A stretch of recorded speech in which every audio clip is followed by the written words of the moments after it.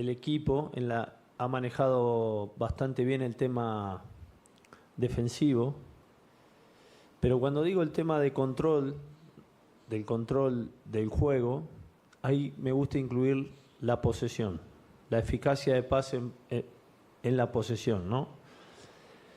Yo creo que hoy por eso tuvimos que defender más de la cuenta, por eso tuvimos que correr atrás del balón más de lo normal. De hecho, si no me equivoco, es la primera vez que en el primer tiempo perdemos la posesión. Con un rival que tenía una buena eficacia de pases en progresión, eso es letal. Por eso nos complicaron. Yo creo que tenemos que hacer bien los dos procesos. Cuando tenemos el balón, tenemos que tener muchas opciones de juego. La hemos perdido hoy. Aun cuando la atmósfera está un poco pesada porque perdemos el balão, hay que pedirla mais. Ó, eu estou gostando bastante do trabalho dentro de campo do Zubeldia e da forma que ele tem lidado com o São Paulo Futebol Clube. Não com a classe de jornalistas, mas quando ele vai para uma coletiva, ele é didático, ele explica, responde a todas as perguntas.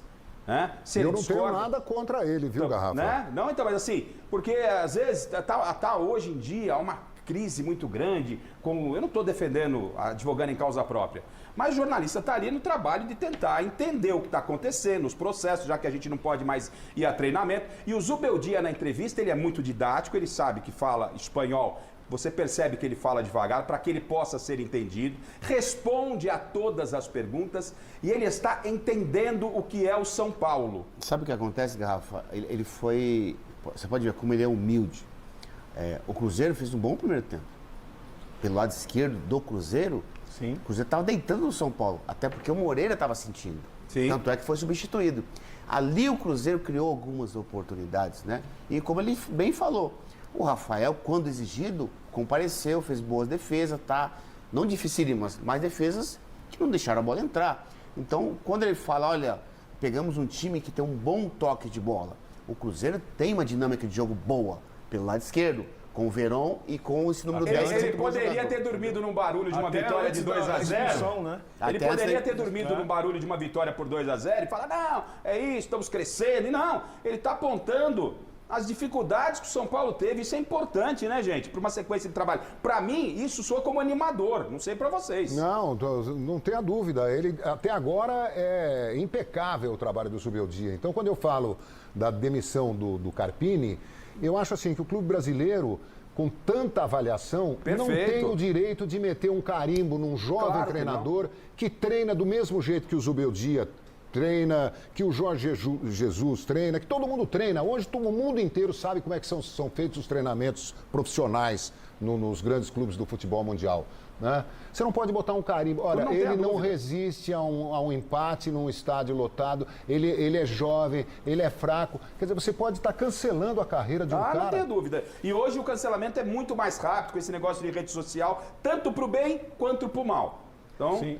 E foi muito interessante ver o Zubeldia, ele comentando o lado técnico, o lado científico, né? Ele falou que o Cruzeiro teve mais posse de bola no primeiro tempo do que o São Paulo, né? No início. Aí depois da expulsão igualou e terminou até com 10% a mais, terminou com 55%, que foi o dado dele.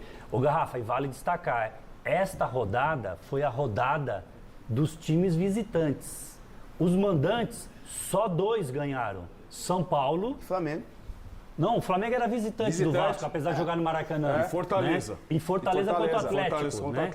O Flamengo era visitante do Vasco. Então, o São Paulo, no Morumbi e o Fortaleza foram os únicos mandantes que ganharam. E olha a importância dessa vitória. Põe a tabela aqui e você me avisa, Chile, como é que tá o Zé Paz lá. O Caleri deve estar chegando lá.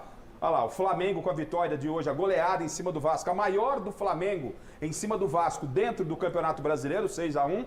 O Flamengo é o líder com 14, há um desequilíbrio em alguns jogos, mas no G4 não. O Bahia do Rogério Ceni é o segundo, com os mesmos 14. Botafogo 13, São Paulo 13. O São Paulo pinga no G4, o Atlético perdeu para o Fortaleza, poderia ter assumido a liderança e não assumiu. Perdeu jogando lá no Castelão. Bragantino com 12, Palmeiras venceu, dá uma subida aqui, vai a 11. O Internacional é o 8º com 10º, Cruzeiro parou nos 10, é o nono, Atlético Mineiro 10, virando a página, Chile, por gentileza. Fortaleza, 11º, Grêmio, Vasco, Juventude e Fluminense, todos com 6 pontos na ordem, Grêmio, Vasco, Juventude e Fluminense. Criciúma, mesmo com derrota, fica fora da zona de rebaixamento, mas tem 5 jogos apenas, né? Não, são 7 jogos, Criciúma, 4 jogos. Criciúma tem 4 jogos. E aí, zona de rebaixamento, daqui a pouco a gente vai falar de Corinthians. Corinthians com 5 pontos em 7 jogos, de 21 pontos. Ixi. Corinthians somou 5. Atlético Goianiense 4 com 6 jogos, pode passar o Corinthians. O Vitória tem 1 ponto e o Cuiabá nenhum ponto. Volta para a parte alta da tabela. A pergunta que eu faço a vocês é a seguinte: depois da vitória, com o São Paulo classificado de forma antecipada na Libertadores, né? Eu vou deixar a pergunta no ar e vamos lá ouvir o Caleri. O São Paulo está brigando firme e forte no Campeonato Brasileiro e Libertadores. Vamos ouvir o Caleri e depois a bancada responde. Vamos lá. Hoje voltei da lesão, fiquei 20 dias fora. Consegui jogar 20 minutos, 30 minutos com Talleres e eu me senti bem. E hoje o professor me deu a oportunidade de outra vez começar no time titular. Eu acho que nós fizemos o melhor jogo do mundo. Acho que tem muita coisa para melhorar. Mas para brigar no outubro, novembro para o campeonato, tem que ganhar esse tipo de jogos. E hoje acho que por qualidade do time a gente ganhou e vamos por bom caminho. A gente merece essa vitória. Agora tem 10 dias para trabalhar e vamos pensar agora em Inter, que é um time bem complicado. Caleri, podemos ir aqui? Estamos ao vivo no Mesa Redonda, Caleri, obrigado por falar aqui com a gente.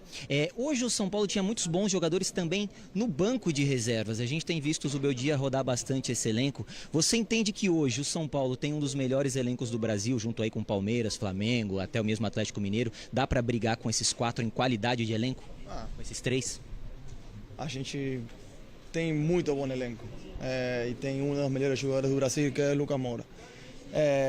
Além dele, tem muita gente que hoje pode falar que é um dos melhores elencos do Brasil. Acho que não tem a qualidade que tem o Flamengo, mas a gente com nossas coisas e sendo um time inteligente, eu acho que podemos ficar perto deles. Agora, o problema é com o professor para administrar os minutos, a minutagem de todo mundo e tentar chegar a setembro, outubro, com chances de ser campeão. São Paulo tem que voltar a ser campeão outra vez. A gente tem que brigar por títulos e acho que estamos por bom caminho. Tá aí, então. Caleri parece que estava ouvindo aqui o Mesa Redonda. Ele respondeu o que eu perguntei para vocês. O Zé Paz foi enfático e aí fica agora a versão de vocês. É vencer esse tipo de jogo, é importante vencer, para que depois lá na frente isso vai fazer diferença. E o Caleri sabe que não é fácil, mas São Paulo, Flamengo, Palmeiras e Atlético Mineiro, de um modo geral, foi que a imprensa colocou numa primeira prateleira. O São Paulo entra nessa briga? Um fala que é importante vencer agora para lá na frente conquistar título, outro fala, não tem problema, lá na frente a gente conquista os pontos. Olha, Antônio. Tonhão da Fiel! Daqui a pouco você vai falar. É perigoso, hein? É perigoso. Não, e é inacreditável que tem jogador que ainda tem essa não, tá começando não agora, tem, tá começando não, o campeonato. Ele falou certinho. O jogo da primeira rodada tem o mesmo peso da última rodada. A última define definitivamente.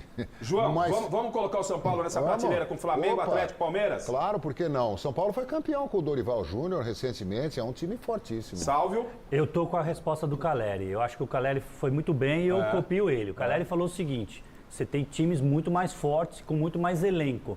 Mas o São Paulo vai ter que ser o São Paulo de 2023. Campeonato de ponto de mata-mata, de ida e volta, Libertadores e Copa do Brasil, São Paulo vai para as cabeças, na minha opinião. Campeonato de pontos corridos, mais difícil para o São Paulo. Eu acho que é essa leitura que eu fiz do Caleri.